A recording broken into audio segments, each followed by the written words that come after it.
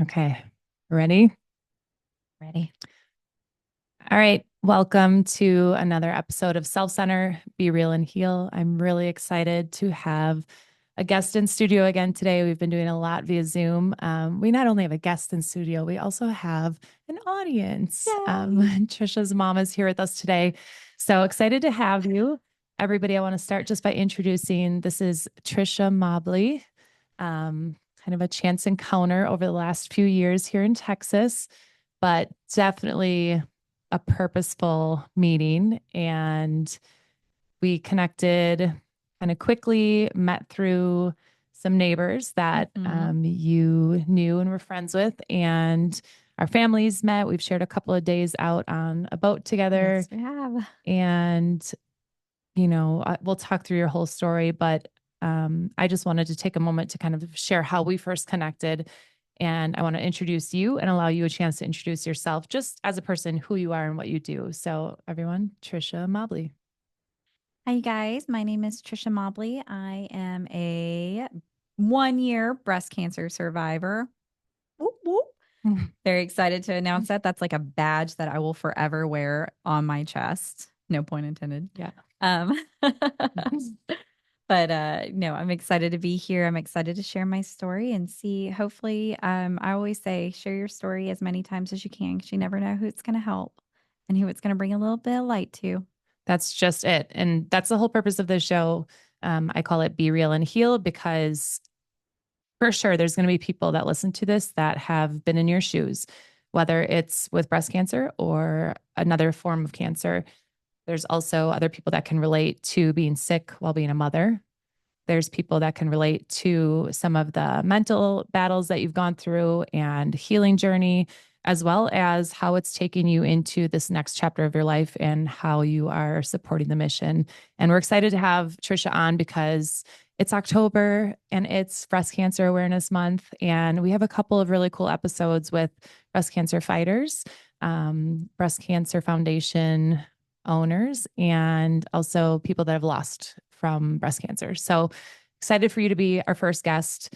And I'm going to jump into, when I met you from our neighbors, your husband, I think, was in a Bible study with Yes. the neighbor at church. And I think my husband was asked a few times to come into this Bible study group. Oh, I guarantee you he was recruited. He Yeah. must not have like taken the bait, but he was for sure recruited. And I think my husband thought, like, oh my gosh, I don't know a lot about the Bible and I'll feel out of place. And they've all been studying for a number of years. And then he figured out that they go for dinner every week at like different restaurants. And it's really like yeah, it's a social thing too. It's a restaurant tour.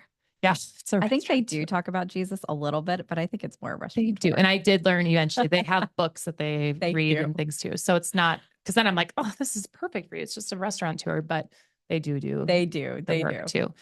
But I'm so glad that we met, not only because I was new to Texas and I didn't know a lot of people, but I remember one of our first like meetings, I had told you about that I had thyroid cancer. We talked on it briefly and just, that I was passionate about mental health and supporting after my own postpartum and cancer journey. And, in the first episode, we talked about my cancer diagnosis a little bit and touched on some of the mental stress that it caused and the, mental battle that I had to go through. But I remember from day one, you made me feel less alone, even though you had not had cancer at this point in time. You just kind of felt, you made me feel validated and like, well, that was hard. And like that, that had to have been tough. And a few months later, I remember hearing from Matt and Megan that our neighbors that you were diagnosed with breast cancer. And I couldn't believe it. And I remember one of the first times I saw you after that, you said, you had the phrase, cancer sucks, but it's better with friends. You said that to me, which I felt was, you didn't even push me into a different group or category because I had a different kind of cancer. Like you just kind of wrapped those words around me. And I had purchased a necklace. So I love the Giving Keys. It's a necklace line with different words of encouragement on a key. I have one on today. I purchased them for a lot of my friends and family for Christmas that year. And then I purchased one for myself that said fearless. And I didn't get a key because I thought I just want like a normal necklace. I don't want a key. So I bought this one that said fearless. I wore it for about a week. And the whole point of giving keys is you're supposed to wear a word, wear a necklace until you meet someone that needs that word more. And I had it on for a week. My daughter knew about this necklace and what it meant. Both my daughters had one. And we went to church that week. And that was the first time I saw you after your diagnosis. And I remember grabbing, when I saw you, I'm like, oh, I need to go give her a hug and say hello. And then I turned to my daughter. I'm like, I have to give her my necklace. She's like, you have to. And I was like, yes, she needs the word fearless. And it was something I purchased for myself because I needed that reminder that I don't need to be afraid of everything. But I knew in that moment I had to pass it on. And you shared this morning when you got here, like you've already passed that on to somebody else that needed it. I remember you texting me and asking, is it okay if I give it to someone else? And I'm so glad you did. I love it. Well, and the part that she is leaving out is that it just made me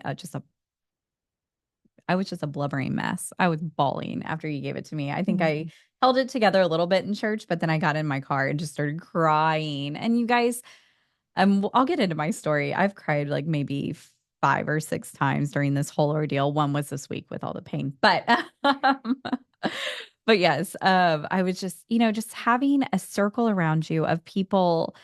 That's the thing is whatever you're going through, find people that are going through something similar with you. And that makes all the difference in your journey is finding someone that understands what it is to go through what you're going through because you are going to whatever your challenge that you're faced with. We all have challenges. That's part of life. That's what makes us human. It makes this whole thing exciting. But God puts us on these paths and there's challenges and we have to overcome them. But to do so, you have to find your people that will help you get through it. It's kind of like I'm not going to turn this into super religious, but it's Jesus says go he wants to turn us all into fishermen, and that's what we are. We're fishing, and we're bringing everybody with us and showing them the light that even on our darkest days, you can always find the light and the good in everything. Wow, I love that. And you'll have to listen to the last episode or one of the last episodes, the gentleman had a near death experience and walked with Jesus, and he told him to go back and be hope. Aww. And he struggled to figure out where that is for him in this world, but he's realized it's just in telling his story. And you said that when you sat down today, you're like, yeah, I'm just going to share because there are other people that are going through the same thing. And it is better with friends and it is better with community. You're never alone in anything you're facing. And that's the whole point of my podcast. So let's dive in to that day. Like, what is it that caused you to go in to get checked? Was there a lump? Was there something that came up on a mammogram? Yeah, no, it was crazy. So I'm under 40. So I actually don't qualify for mammograms. My insurance won't cover them. And I had a weird pain and I was traveling nonstop. I was going back and forth from Houston weekly. And I had this weird pain and it started in my elbow and then would shoot through my chest and go away. And it happened when it started, it was like once a week. And then it was twice a week. And this started probably in August. And I would just have this weird pain and it would just shoot through my arm. And at first I was thinking, am I having a heart attack? And so then, come November, I guess it wasn't August. Timeline is weird. Timeline is going through just, these things. Yeah, it stopped. But so it started happening every single day. And then it was a couple times a day. And that's when that was a signal to me saying, all right, Trisha, this is not normal. Let's go get this checked out. For some reason, you would think you would go to your general practitioner for this, but I had it in my gut and in my heart that I needed to call my OBGYN.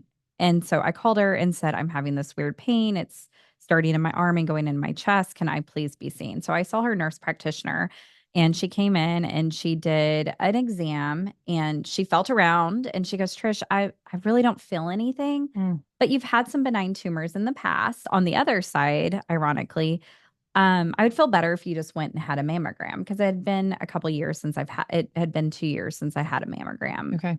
And so she said, let's just go get one. It doesn't hurt. And so, I Solace, they connected me with Solace and it was right before this is all happening, you guys, 2 weeks before Christmas. And so Solace didn't have availability until I think the earliest I could get in was an hour. And there was just something in the back of my head that said, go get this done now. Like you cannot wait. Cause the location near me that was about 20 minutes from my house, the first one was like 2 weeks into January. So it was like mid-January. And I did not want to wait that long. So I found a place in Bedford of all locations, drove myself out to Bedford just for this mammogram. And I remember going in, and I've had one in the past. And so I kind of knew what to expect. I have dense breasts. So I knew we were going to do the mammogram and then a sonogram. So I was prepared for that. But what I wasn't prepared for was what happened while I was there. So they walk me in, we do the mammogram. I sit out in the lobby, and then she calls me back in. She goes, "We just want to check something else." And at that point, your palms just start sweating. So then she takes me to a different room, and we try a different style mammogram. Then I go back and I sit back in the lobby.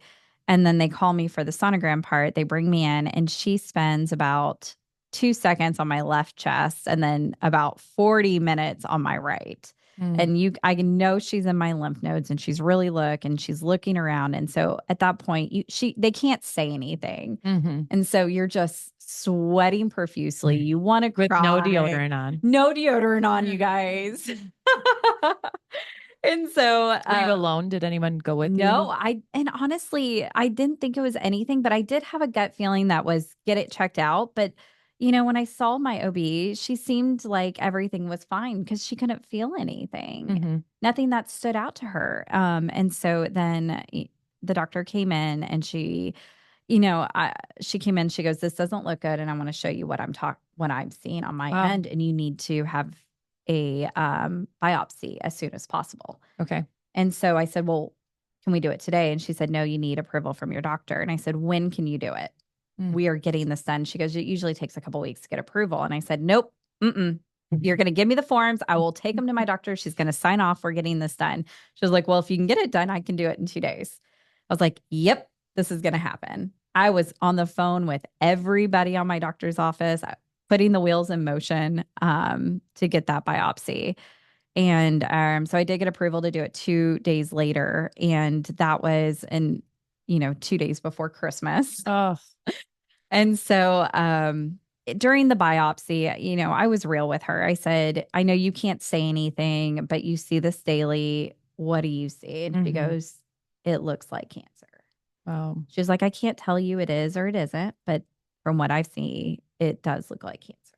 Wow. And so in that moment, I just went into, I don't even know if I knew how to process it.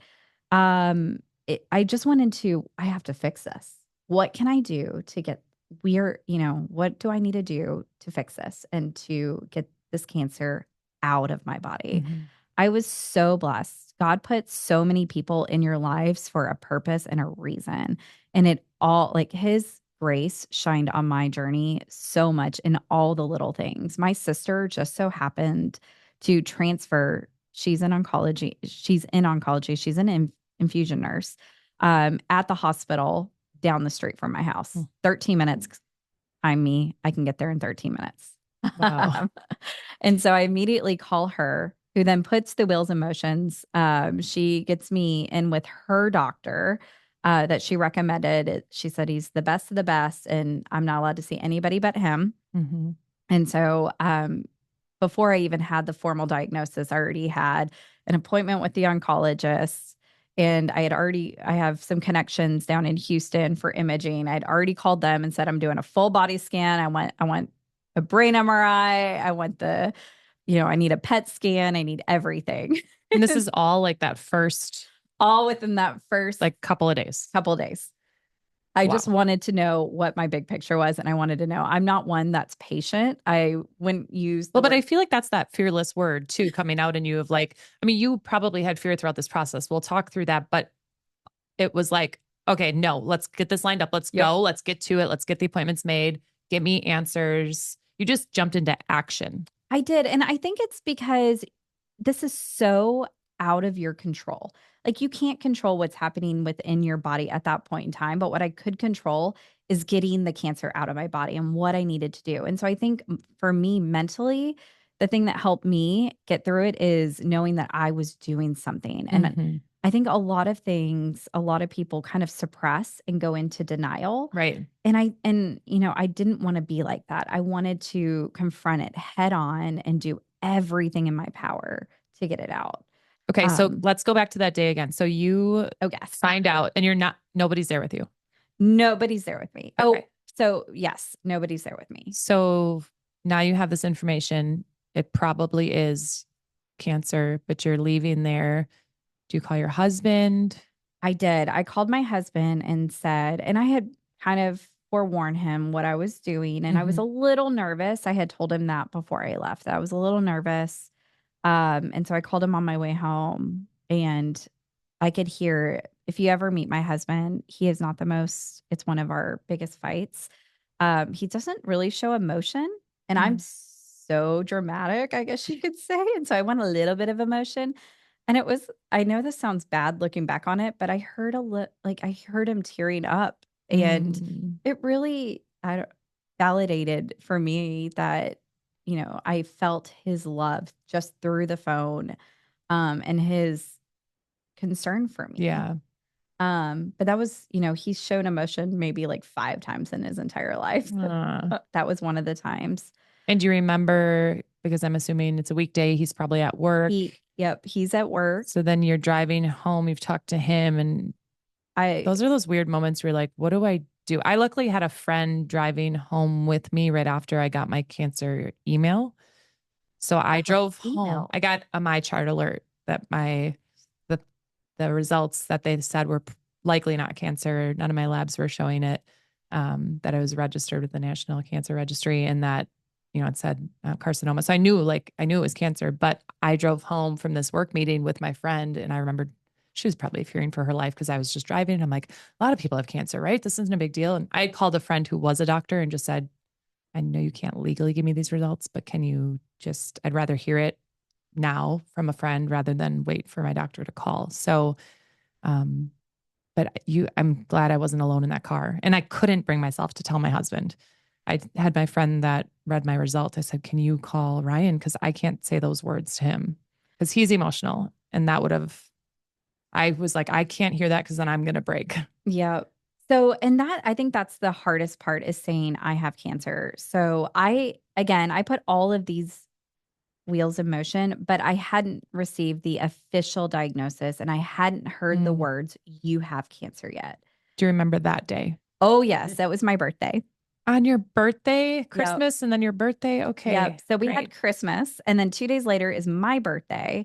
And so I didn't think my husband Mike asked me, he goes, Trish, what do you want to do for your birthday? And at that point in time, I didn't really want to celebrate Mm-hmm. because I was just kind of a basket of nerves, just waiting for. I knew what the results were.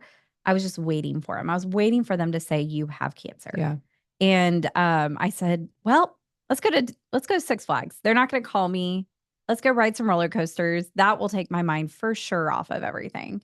And so me and my son, my husband does not do the teacups because it's a lot of motion. He does not do well with motion. So him and my daughter went on a ride nearby, and me and my son Ethan went on the teacups. And as we were getting on the teacups, I looked down at my phone, and of course, we're getting on. They're locking the doors. There, there's no getting off at this point. Right. So I answer on the teacup, You are kidding me. and as we're spinning, my doctor is telling me, Trish, I don't know. And they ended up, Solace had sent the results to my OB, and she goes, I never thought I'd have to make this phone call. When you left, I would never have predicted this, but you have cancer. Mm. And that moment, she Like goes, very vivid. very vivid. I will never forget that. And your son is probably swinging around I know. in pure joy and excitement. And has no idea what's going on. But I answered the call, got the news. She goes, are you okay? And I said, well, I'm spinning, but that's probably because I'm sitting in a teacup. And she, but I get off the phone with her. She's very sweet. She didn't have any information other than, at that point in time, they don't have all the results. We're still waiting for what type Right. and how bad it is. So all she could tell me was I had cancer. The thing that's scary about that is they can't tell you, is it stage Right. You don't know. Are you stage 0? Are you stage 1, 2, 3, 4? What are you? And so I, you know, I looked at my husband. We got off. We just, he saw me answer the phone, and it probably looked a little weird that I was having a full on Mm, phone yeah. conversation on a teacup. But I just looked at him, and he looked at me, and I just said, Mm. I just nodded. And in that moment, I had my kids in between me, and I was looking at Mike, and I was like, we're going to get it. I don't care. We're going to get this. We're going to beat this. Mm. And so I put my big girl pants on. We went and got a funnel cake.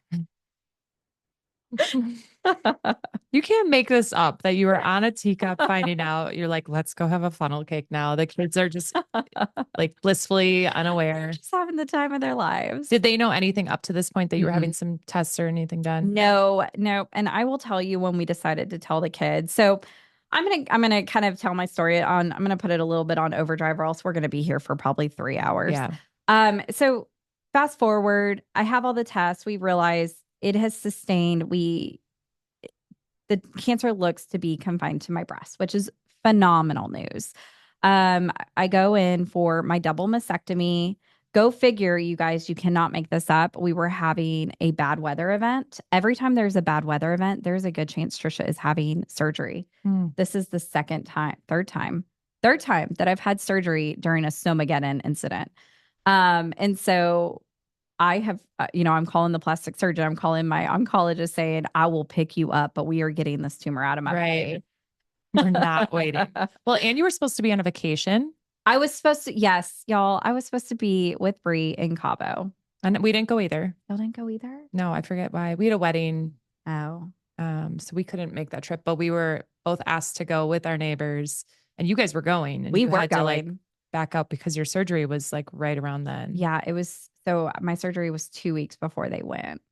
And And then another minor detail that I forgot to mention earlier was when I moved here, I met the trainer at the gym who had a breast cancer foundation. Even though I didn't have breast cancer, I joined as a board member. So when, I found out that you were diagnosed, I mean, Natalie was the first person I called to be like, we need to support Trisha. And she's like, I've already been in touch with her. There have already been a few other calls about her. So, and this organization, I mean, just that was right there for us. I mean, I had it, the connection, you had the connection through other people as well. And it was just an immediate it was opportunity of support. Yeah, it was immediate click. Well, it just shows I love our town and we all support each other. And when one mama is battling her own internal war, a village and an army are coming to support them. And so that was amazing. That organization ended up providing, and I tried to deny it and say, no, no, no, no, no, I'm good. Please don't, please don't. But it was the best thing in the entire universe, you guys. I didn't do laundry for 6 months. I did not clean my house for 6 months. And I'll go through my journey here, but while you're doing each and every piece, you have zero energy. And the last thing I want to do is fold socks, underwear, and scrub toilets. I just did not have it in me. So for that burden to be taken off my plate was huge. So yeah. So let's go back to your kids though. So when did you? So I had my double mastectomy. Good news is I didn't have to make my husband go pick up the doctor or the plastic surgeon. They ended up driving themselves. But I will say, pro tip for all the mamas out there, I never leave the house without snacks. So for whatever reason, I decided not to take snacks with me for the surgery. And it was snowmageddon and there was no kitchen staff. So I was not allowed to eat for, the 12 hours prior to surgery. But then with all the, snow, my surgery got bumped. And then I came out of surgery and it took forever to get moved into a room because, again, skeleton crew, nobody could get there because it was snowing and icing and we live in Dallas and don't know how to drive in it. But I came out of surgery and I didn't get to eat until I got home. I think the nurse was bringing me saltine crackers and chicken broth because that's all we could get. Wow. So no matter what, even if it's 100 degrees outside, just take snacks. You just never know. Pro tip. Yep. Love that. Okay. So during the surgery, they found out that the cancer had spread to my lymph nodes. So I was technically stage 2, which was an automatic first class ticket to the chemo chair, which I was not looking forward to. And if I had to be completely honest and real, I was pissed off Mm, that I was going to. And it wasn't the chemo. You know what, you guys? If you could have chemo without losing your hair, it right. would be better and not as hard of a pill to swallow. But Right. why is it the hair? Right. I know. It's just the losing of the hair that really got me. I'm not saying I felt great during chemo, but it was like having the flu for a couple months. So if Yeah. anybody can do it. But you took my hair. Right. But if you ladies, the minute you get diagnosed with cancer, go get your eyebrows tattooed. You will thank me later. That is Mm, the first thing. Call somebody, call me. We're getting your eyebrows tattooed because you cannot freehand when you have nothing to work with. And that was an advice somebody gave me. And I am forever grateful because I actually had a little guide and you couldn't really tell. right. But I didn't, some of the days I actually felt, and you saw me, I actually felt pretty good. And so I didn't want Which to is look sick. confusing because you're like, wait, I don't feel I horrible. don't feel horrible and I didn't want to look sick. But okay, sorry. Y'all, welcome to Trisha. I'm going to be all over the place. Um, so I have the surgery. It went into my lymph nodes. So kids knew about it at this point. Not yet. No. They knew mommy was having a surgery, but Okay. they didn't know what it was for. And so when we found out it was in my lymph nodes, um, we decided to tell the kids because I was going to have chemo and Hmm. some hard conversations were going to come up. Yep. So, another organization that is near and dear to my heart is called Amanda Strong Foundation. The owners of this foundation, they lost their daughter, Amanda, to cancer. And in her last year, she spent her year, she decided to forego chemo and spend the year making memories with her kids. And Wow. she said, I want you guys to make memories for other moms out there. So, all this organization does is make memories for moms battling cancer. Mm. And So so, cool. they sent me and my family to Disney World. And so, that is how we were able to tell my kids that mom had cancer Mm. was hey, we sat them down. I'll never forget. They may not like Valentine's Day anymore, but for whatever reason, we decided to do Valentine's Day. Don't ask me why. But sat them down and said, Mom is, as you know, mom just had surgery and she has something called cancer. Now, I lost my dad to cancer. So we had Mm. to be very careful how we worded that I had cancer because the last thing I wanted them to feel is fear Right. that they're going to lose mom. Right. And so we said, Mom is okay. We caught it early and there's medication. There was not medication for Papa's cancer, but there is medication for mommy's cancer. Hmm. But it's going to change mommy a little bit. I'm going to lose my hair. I'm not going to have as much energy. But How old were your kids at this time? at this time, they were 4 and 8. Okay. And so I had just, laid it out but I said, at the end of all of this, guess what? We are going to Disney World. Mm. We are going to go on the teacups. That was my thing. I wanted to go teacup for Back teacup, redo on the teacups. redo on the teacups. That was like, and we'll go back into that story later. But yeah, I just wanted to anytime that I have bad news or I have to tell somebody bad, I'm going to follow it up with a positive. Right. So, what better way to tell your kids that mommy has cancer than to tell Right. them we get to go to Disney World? Right. I mean, that was a good Segue. yes. I mean, I think that like I grew up that way learning. My dad was a business owner and he was always telling me like if you're going to give critique of somebody or you're going to have a hard conversation like positive, negative, positive, like sandwich it, right? Or Mhm. good tool with the kids. How did it work for them? I mean, do you remember the exact reaction that day? Was there fear? I saw the fear. My son is my feeler. Mm-hmm. And so I saw the fear in his eyes. And I will say he took it the hardest. Mm. And I think when he took it the hardest was when he saw me sick. Mm. And he saw me not. There were days. I didn't have a lot of days where I couldn't get out of bed, but I did have a few where there was one treatment. I decided to do 3 doses at one time to kind of speed up the timelines because I Mm-hmm. didn't want to do chemo for as long as they wanted me to. And so with that one, it attacked it my muscles, everything hurt, like down to my finger, like my nail beds hurt. Mm, You couldn't touch me without just sheer pain. And I think when he saw me like that is when it really affected yeah. him. And I was so fortunate. We have our neighbor, his best friend was next door and was so kind to him.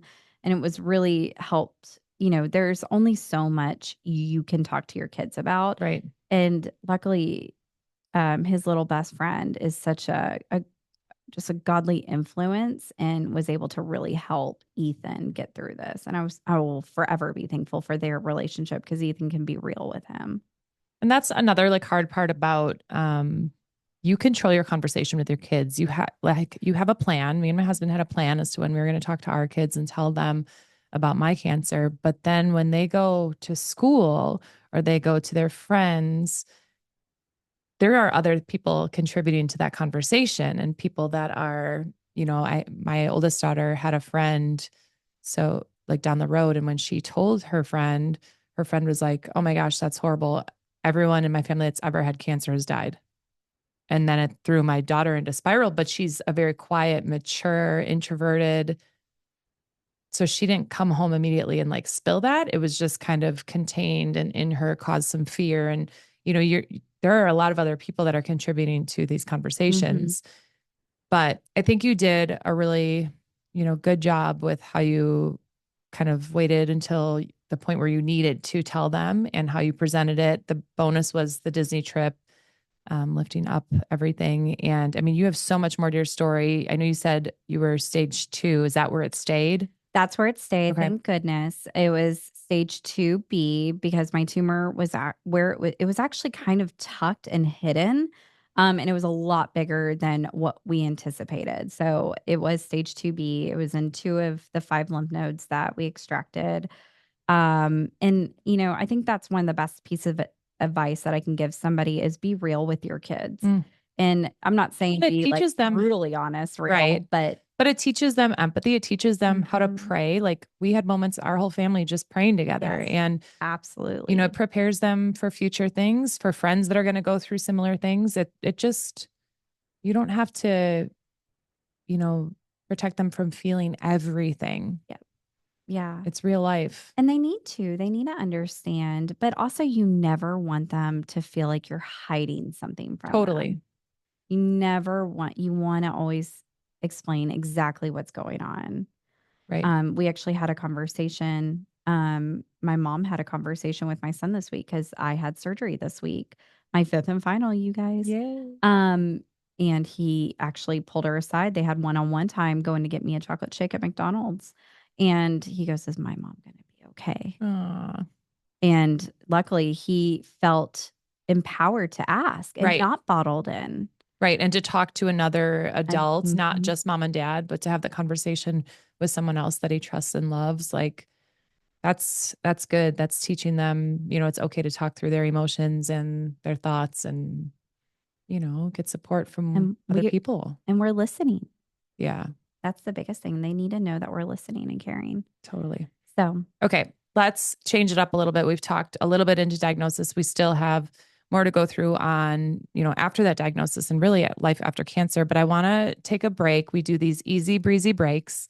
They're just meant to, sometimes our conversations get heavy. I'll take you back to heavy, don't worry. But for now, let's keep it a little bit lighter. Let's start with, is there a ride or die song, a song that you can put on the worst day, on a good day when you're feeling good, whatever it is that just, it's like your theme song or a song that can always like turn your mood around? yeah, so mine is weird. You guys are going to make fun of me for this one. So I think I told you guys my dad passed away from cancer. So we loved us some 80s rock and AC/DC. Thunderstruck is our song. And when we had my dad in hospice, it's just coincidentally his song too, but we had my dad in hospice and they had people that come through and they play musical instruments for. And she came in, she was like, what is your dad like? And I was like, well, you don't like the violin. I can tell you that right now. And so it's like, do you got any rock in there? Can you do anything like you got a guitar? And she was like, I got you. And so she comes back. She has like this Bluetooth radio. And y'all, my dad was a vegetable at this point because we were end stage hospice. But in that moment, he rallied. And then we have video of this. She comes Stop. in and randomly plays our song, Thunderstruck. And he's just like he's batting his arms and he's moving his Yeah. head. And it was the best moment. I'm like just full on tears. I'm alone with dad during this point, but it was just the most magical moment one of our final moments Oh, that we had together, but it's mine. And it just so happens we're also huge Cowboy fans. so that works. So that works too. Mm. But that is our song, I is love it. Thunderstruck. That's perfect. Okay. And because my name is Bree and I'm originally from Wisconsin, I ask everybody, what is your favorite type of cheese? Melted. Melted. I don't like strips of cheese, blocks of cheese. Like, if you're going to give me a charcuterie board, I'm probably not going to eat the cheese. Ooh. But queso, Okay. You're in all day. I'm in all day. I can't explain it. Okay. Hugs or high fives? Hugs. I'm a hugger. Sorry, guys. If you ever meet me, I'm going to give you a big old I hug. love it. Okay. Finish this sentence. What have you, I've always wanted to, what have you always wanted to do? Jump out of a plane. Okay. Me too. And once I became a mom, I was like, I can't probably do shouldn't it. do that. I can't do it. And I never did it. Should we do it like with our kids maybe when they're 18? With our kids, we all go down together. Her mom's like, what is she doing over there? Please don't take my grandkids I know. skydiving. Okay. I have a tendency to tell people I love you more than, and it's always like a word. You know, my husband's would be I love you more than pizza because he just loves pizza. What's your I love you more than if someone you really care about? Dark chocolate. Dark chocolate. Oh my gosh, I can't That's pass the it up. key to your heart. Got Key it. to my heart. I will pass up dinner for dark chocolate. Okay. And maybe this is a broad one, but best advice. The best advice I have ever been given is surround yourself with people that fill up your cup and not empty it. Mm, Is the best piece of advice I can get. I've been given, and I will give anybody else. so good and so true. I love that. Okay, we're gonna jump back in. We'll come back to some, a little more lighthearted stuff at the end. I want to dive into life after cancer surgery diagnosis, and I also think we should because she's here. Like, do you remember that conversation telling your mom that you had cancer? It wasn't a great conversation because she had to watch. So I had left for my biopsy, and mom was at my house watching our kids because my husband was I guess Mike was working. There's a reason mom was watching the kids. And I'll never forget it. I was sitting in my chair, and I think I'm calling my sister, and we're trying to put the wheels in motion. This is again before I had the Right. conversation, you have cancer, but it's me and I'm not patient. And my mom looked at me and I said, "Yep." And I think I can't remember exactly how it went down, but I think it went down on, we said something along, "Is it what we think it is?" Mm. And I said yes. So hard. And I feel for my mom because I can't even imagine if one of my kids had cancer. Like that would destroy me if one of my kids had cancer. Absolutely. I can't even imagine. I don't even want to comprehend it. Right. So for a parent, I haven't, you probably need to do a podcast on parents going through cancer because, and it is hard. And she probably had a lot of PTSD because we just lost my dad to cancer. Mm-hmm. And then here we go again. Mm-hmm. Well, and you're an adult, so you're not a child finding out you have cancer. You know, we just had someone on our last episode that lost her son to childhood cancer. But this is different. You're an adult, and even if your mom is fearful in that moment or scared, you're going to lead the charge of what's happening next. And I know, like with my mom too, when I FaceTimed her that day, and I just kind of quickly spit it out, like, "Yep, I got my results. My doctor called it's cancer." And then I didn't stay there. I was like, but I got to go. I got to do this, and I got to get to this thing for dance, and there was no sitting with it. And I'm also a fast-paced person like you are, and kind of moving on to the next thing. And I mean, I had my surgery 2 weeks later. go, go, go. I mean, my mom showed up during that time to like help because I was still breastfeeding and was kind of down and out to help with the kids. But there wasn't a lot of time for us to like sit in the news and really process together. But I think that's the challenge when you're an adult, though. You're like, you still had kids to You keep don't it together for. you And don't have time for cancer when you're an adult. no, you really don't. I don't have time to go to the bathroom, much less deal with a cancer diagnosis. Right. Horrible timing. I know. Ugh. Okay. Well, thank you for sharing that conversation between the two of you. And I think it's really cool actually that you're here today to be able to see this conversation I love that you had your fifth and final surgery this week. I think this makes it more of a celebration. Oh yeah. I know you celebrated online to share that, but also, going into Breast Cancer Awareness Month with that behind you. And I want to get back into the conversation of, as you said when we sat down today, like I want to touch on life after cancer because it's kind of like childbirth too. With the postpartum individual we had on, like you have all these books and all these things you can read and resources for the plan, the process, the delivery, and then what happens after. And then you've got books on like how to keep baby fed and to sleep and rested, but like nobody's checking on mom for a while. So you were talking about that a little bit, referring to like everybody's around you doing all this stuff, and then how is life after cancer? Um, I think that was the one thing I was not prepared for was life after cancer. So, when you're going through chemo and then you're going through radiation, it is just go, go, go. I just am going to do everything I can in my power to get through this with a smile on my face. Um, and then when you're done, you're like, well, now what? Mhm. Because especially with our cancer, it's there's so much unknown. Nobody knows if it's going to come back. You can throw, statistics at you all you want, but nobody knows. And then it happened once and you're like, what if it happens again? Mhm. And so you have that devil in the back of your mind that just keeps wanting to come out Mhm. and, completely consume you. And it takes a lot of effort to push that devil out of you Mhm. and a lot of prayer and never losing sight on how blessed you are and living in the moment. And I think those are one of the things that you have to remember when you're going through this is you have to concentrate on the now and you cannot worry about the future. Now, I'm not saying you need to like just completely live your life crazy and chaotic, but you need to do everything your doctor says. Mhm. But it is some of this is completely out of our control. Mhm. And, after I was done, I was like, okay, well, now what? I'm just supposed to sit here. Right. I mean, are you guys going to do another full body scan? They don't do that. But everything, like I'll wake up and, my body hurts and then you just automatically go, oh my gosh, is it back? Because if it comes back, it's going to other places in my body, not my chest. It's going to go in my bones or my liver, my brain, is where. So every headache I had, I would immediately go, oh my gosh, is it a tumor?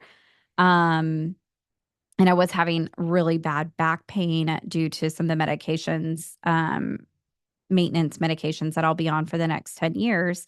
And so we did do an MRI, but leading up to that MRI, it's just complete panic because they can't talk to you and then it takes a couple days to get the results. So during that time frame, you're just panicking like Mhm. what if?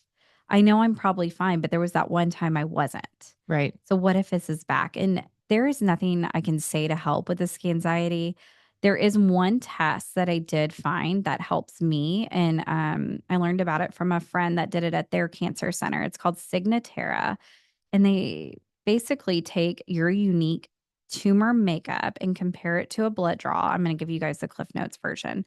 But they basically can predict a reoccurrence up to 8 months in advance. Wow. And a lot of you really have to push your doctor for it. Luckily, when I emailed my doctor and said, I want to do this test, I had this whole elevator pitch. I had these documents. I was ready to go to do like a full on debate and Of to course you did. really just fight him on this because I knew he was going to say no. And he goes, okay. And then I was a little disappointed that I had all this homework. And then I asked him if we could debate because I was ready for it. Right. And I just felt like a massive amount of let down. But good news is I was able to debate for some of my other friends. So it worked out. But I'm going to cycle that into fight for what you believe in. So you are your own like the best advocate for Hmm. yourself. No one else is going to advocate for you. So when you're going through this, the best piece of advice I can give anybody is if you feel at all nervous about something, you're unsure about something, you don't like something, or you want to see what other options, ask. Right. The worst thing they can ever say is no. And then even then keep asking. Right. Do not accept no if you don't feel it right in if you, unfortunately, there's a lot of patients out there right now. So these doctors, their schedules are full. And Right. sometimes you can kind of get mixed into, or you get lost in the mix, but always fight for what you believe in for yourself because you're the only one that's going to. I love that. And I think that's a good segue into there. You mentioned the Two Men Breast Cancer Foundation, as well as Amanda Strong that Mhm. supported you. I know you also have done things with some of the other foundations here. Yeah. So a huge one, and I can't believe it hasn't come up yet, is the National Breast Cancer Foundation. So the minute I was diagnosed, in my Bible study, my friend Lauren, she works for the National Breast Cancer Foundation, and I had sent off a message to my Bible study saying, "Hey, you guys, I have cancer. Oh my gosh, please pray for me. I need the strength." And she immediately had my guardian angel call me. Mm. And her name is Tina. And she walked me through. And if it wasn't for her, I probably would, like, I feel like I kept it pretty cool, calm, and collected. I don't know. My mom, I don't know. She's shaking her head. But I felt like I kept it pretty calm, cool, and collected. But Tina really walked me through everything and told me, like, I got the little piece of paper after I was diagnosed, and it said, I had DCIS at the time, and I was like, well, what is this? What does this even mean?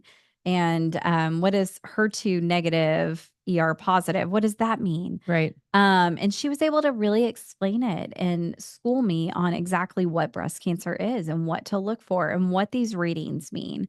And then, I had so many questions leading up to my surgery and should I do this? Should I do that? And I would just call her. And actually, she was so amazing. She would know when something was heavy on my heart. I don't know how she did it, but she would just call me. There Mm. was one day I was halfway through radiation. I wanted to give it up.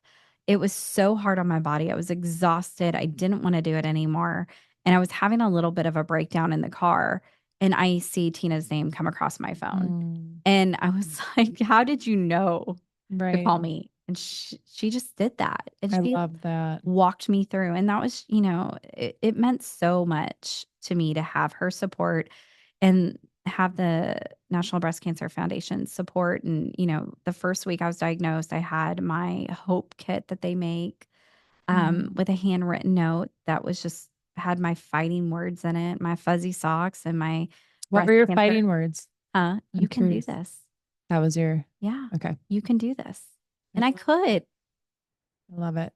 Well, and you've also with the Two Men Breast Cancer Foundation. So I was on the board when I met you, and then you came in, connected with Natalie, got a little bit more involved, and brought that idea of cancer sucks, but it's better with friends and Yes. support, and probably your experience with the National Breast Cancer Foundation of someone being there with you for every walk of the way. So you helped Natalie create the concept of. The breasties. Yes. So Trisha is the resident breastie for the Two Men Foundation. So when someone in our community is diagnosed, I'm the person from Two Men that reaches out and sees what kind of services we can provide them with. If they need laundry, if they need meals, if they need cleaning, if they need help with wig or different supports. I'm trying to think, what is the therapy? Immunotherapy, Immunotherapy.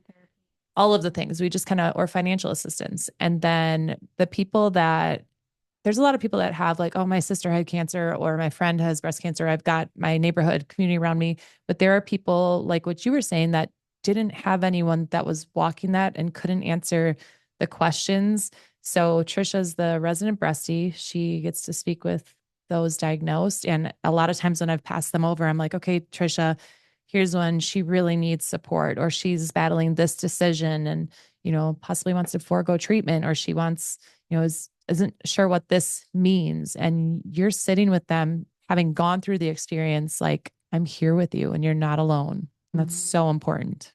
Yeah, and my whole thought process around this is some of the people that I talked to after I was diagnosed really made it sound like doom and gloom. And that's Mhm. not the path I wanted to take. I wanted to take the path of this sucks, but we're going to do it with a smile on my face. We're Yep. going to get it. We're just going to put as much positivity. The minute I went into my infusion rooms, you would walk in, and given I had, everybody had like 10 to 20 years on me, I was by far the youngest one having treatment there. But I would walk in and say, all right, you guys, we're going to play the glad game. We're all going to be positive about one thing today. Mm, Like, there is so much good in this world, and I know our situations are all sucky, but we're going to figure out what the best thing about our situation is. I love that. And so that's what I wanted to bring to the breasties. I wanted to take the fear out of it because I feel like the fear is, again, it's all consuming. And if you let the fear in, there's no going back. Right. You have to fight the fear. And it is so hard. And I was there and I can attest to that. I got scared. I'm not going to lie.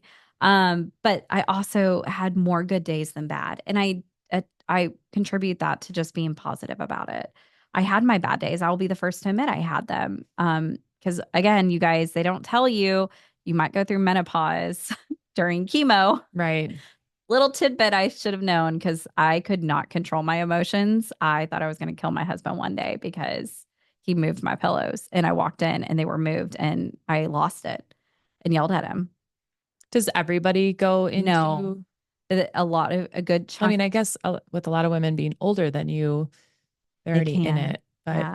it advances it for, It advances it. It's a side effect. It could happen. And it mm, did. And I yeah, didn't know it. I did not understand why. I was so angry. I was just like so mad. yeah. And I couldn't I didn't understand why I was so mad. But then I went in for my blood work and he goes, "Oh, you're postmenopausal." I was like, "Oh my gosh, that explains it."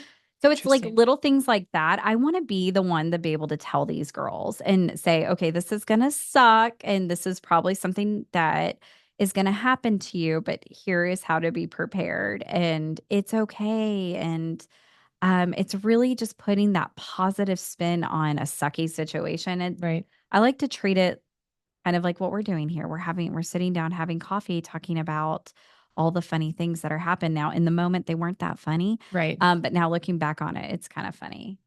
Well, and let's keep it a little bit light for a moment too. Like we were talking about how we met at the neighbor or through the neighbors. And, um, Trisha was like, okay, what was that time?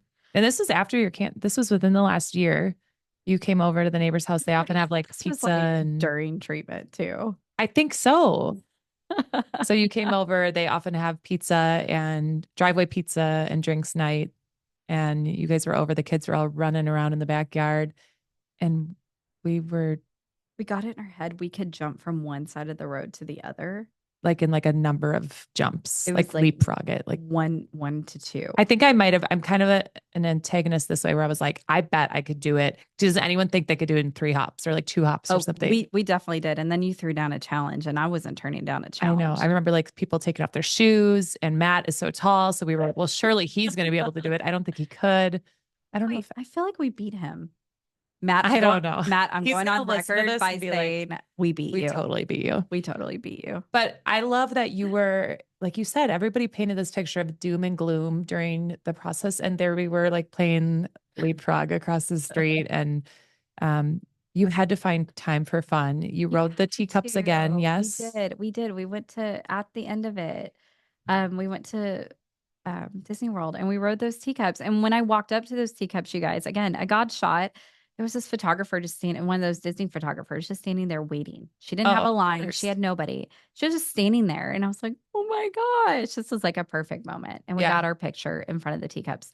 Michael did not ride the teacups, you guys. No, not even the second Mm-mm. time. Come Nope. on. Mm-mm. Would not even do it for me. So So he doesn't like a challenge. Like he won't. no, he will not take that challenge. Okay. But I do want you guys, if you ever meet my husband, to give him crap for not riding the teacups with his wife. after I everything thought she you were going to went say through. credit for like helping me get through this. You're like, no, give him crap for not Yeah, the please do. teacup. Please do. I He love wouldn't it. even do it for me. But But he really is a good husband, you he's guys. such a good guy. So good.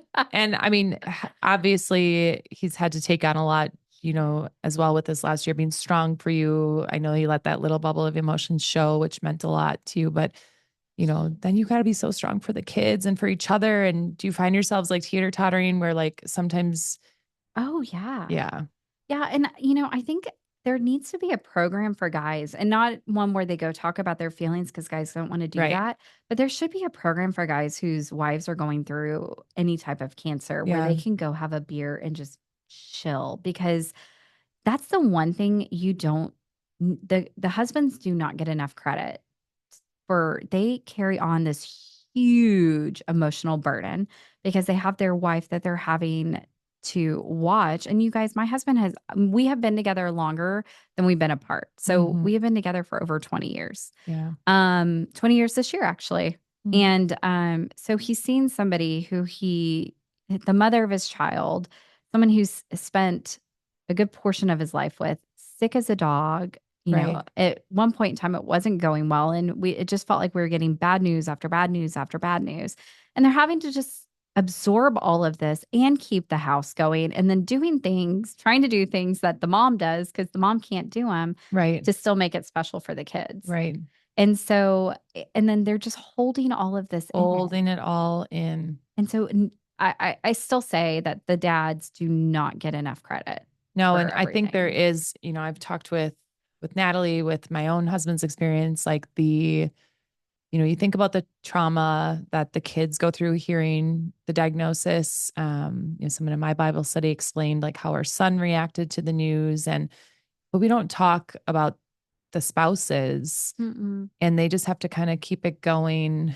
And they see us as strong to begin with as women because we've birthed babies, we've gone through, hard things, but it's probably really scary to see, you know, your the love of your life in that questionable, like uncontrollable moment. Yeah, And you immediately were like, don't worry, we got it. Like we're doing this. I'm I'll be fine. right. Ugh. Well, Trisha, I appreciate you sharing everything today. I want to close with I try to always choose a word for the guest that was on and share a quote. And I had to choose the word fearless for you because I gave you that necklace and I'm glad you passed it on. And you probably didn't feel fearless at that moment. But I know when you gave it away, you were like, I don't need this anymore. I am Okay. fearless. And there's two quotes actually. One says, once you become fearless, life becomes limitless. And the power of one, if fearless and focused, is formidable, but the power of many working together is better.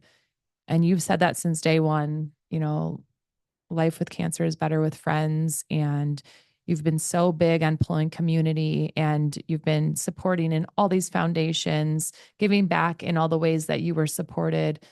You've taken time as, you've had, I think, two people come to you with a thyroid cancer diagnosis and you've instantly connected them to me. I have a group of like four of us that message about thyroid cancer now. And you're just big on community, but you also have dreams of like doing more. You came up with the breasty idea. You've told me you want to do a podcast. One day, you guys. So I'm Gonna going to come to give you. you a new key today. So I'm going to take it off and give it to you. I'm not going to take it off right now because these headphones and stuff, but the key that I've been wearing says create. And I wore it a few months ago when I thought about this idea of a podcast and it felt impossible. It was my daughter's key. She gave it to me. I wear it, when I need to be creative or when I need to create that thing. And I'm going to leave it with you to wear from here on out because you have a dream of doing a podcast for breast cancer fighters and creating in that way. And this is your little push to go do it, She's girl. throwing down a challenge, you guys. Challenge accepted. I don't even need to ask if it is. You're going. No, I do want to do it because you know what? This has been the best thing that has ever happened to me. Okay, well, that was my closing question was, do Sorry. you have purpose or gratitude? I do. If I had to choose another life of if I could go back in time in December and God said, "Do you want cancer or not?" I would say yes. And I would say it because I'm looking back on all the people that I was able to hold their hands and guide them. And there's so many young moms out there that are being diagnosed with cancer right now, and it's scary. And I know how it felt to not have anybody or to have a bright light leading me through and saying, "You're going to be okay." All my friends could tell me I was going to be okay, but I didn't have anybody that was also going through it Hmm. to tell me that I was gonna be okay. And and I feel like I can be that for and I have been that for other moms to Yeah, help them get them through, and it's gonna be okay, you know? I You're love gonna have that. your good days, you're gonna have your bad days, but more good than bad as long as you stay positive. Just put some lipstick on. Put some lipstick on. Is that your motto? Like, does that make everything better? Oh, yeah. Usually, Everything's better with lipstick. gosh, I love it. Good thing I put gloss on right before we started. Okay, last thing. How do you reset when you are in a day of craziness? You feel overwhelmed throughout this last year and a half. What is something you can do to change your day or change your vibe? Like, uh, like, I'm immediately navigating over to my bathtub. I just wanna zen out, light some candles, Okay. play some music. Okay, that's good. So you prioritize the time for Oh, some yeah. self-care, Oh, some yeah. Self-care. rest. If you wanna reset, then self-care is my first route I'm gonna take. Mm, I What do love you do? that. What do you do to reset? I'm Do we well, get reset time? I don't know if I have any reset time. Well, but When's I the last time sometimes you I've resetted? learned to like, I'm not someone that likes quiet time Oh, because my house is so busy and I've always been kind of fueled by people around me. But I've really learned to value taking moments of quiet for me.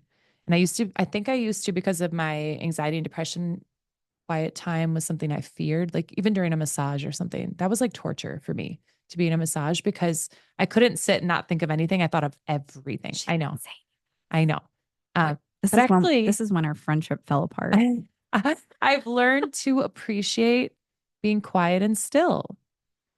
You. Like it's become a more healing place for me to be where it used to be a fearful place. So yeah, I think I often will now reset by being like, I need a few minutes. And whether that's with music or just sitting in silence, it helps me reset. Workouts have always been a vice too, but I think I'm finding more power in stillness and quiet. I'm proud of you. Thanks. I had a massage this week and I was okay. Okay. I enjoyed it. So, okay. Thank you so much, Trisha, for being Thank here and you. keeping it real and keeping it jumping from light and funny to, heavy and honest. I appreciate everything you shared. And I feel like we could do another couple episodes on, relationships and parenthood and All the big things. dreams. We've got so many subjects to cover, but I appreciate you being here today. Thank you to everybody for listening. Thank you to our guest in studio, our audience of one, Mama. And just stay tuned for the next episode. Can't Thank you. wait. Bye, you guys. I never know where stop is. Oh, there we go.